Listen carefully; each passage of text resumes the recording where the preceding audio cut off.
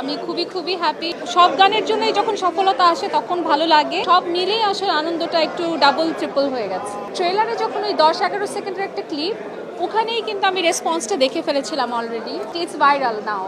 আলহামদুলিল্লাহ, ডাক অনেক দূর পর্যন্ত শোনা যাচ্ছে। আমি খুবই হ্যাপি। সবার কাছে অনেক ধন্যবাদ, কৃতজ্ঞতা যে গানটার কোকিলের ডাক অনেক দূর পর্যন্ত পৌঁছে দেওয়ার জন্য। সব গানের জন্যই যখন সফলতা আসে তখন ভালো লাগে। বাট কুকু আমি বলবো, দুষ্টু কোকিল বলবো যে এটা সবচেয়ে শর্টেস্ট টাইমে এটা রেজাল্টটা দেখা গেছে আর কি। হিট সাথে আমি বলতে পারি যে ইটস ভাইরাল নাও। সো ওই ক্ষেত্রে ভালো লাগে, কিন্তু তার আগেও ধরেন দিলের সময় যেরকম ভালো লেগেছে, কিংবা ওহে শ্যাম বা তুই কি আমার হবে রে, এইসবের সফলতাও আমাকে একইভাবে আনন্দিত করেছে।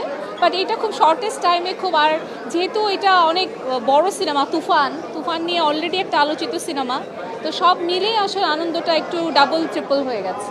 এই গানটা যখন ট্রেলারে আসার পরে কিন্তু এটা সবচেয়ে আনন্দের ছিল যে গানটা এখন সবাই রেসপন্স করছে।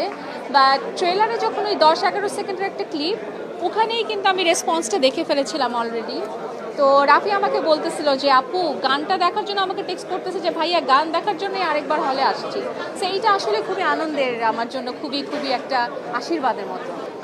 আপনারা তুফান সিনেমাটা দেখেন, আমি অলরেডি একবার দেখেছি, আমি আজকে আবার দেখবো, আমি আরও কয়েকবার দেখবো, কারণ আমার ফ্যামিলির অনেকে দেখেনি, আমার হাজব্যান্ড দেখেনি, তো সবার সাথে আমাকে দেখতে হবে।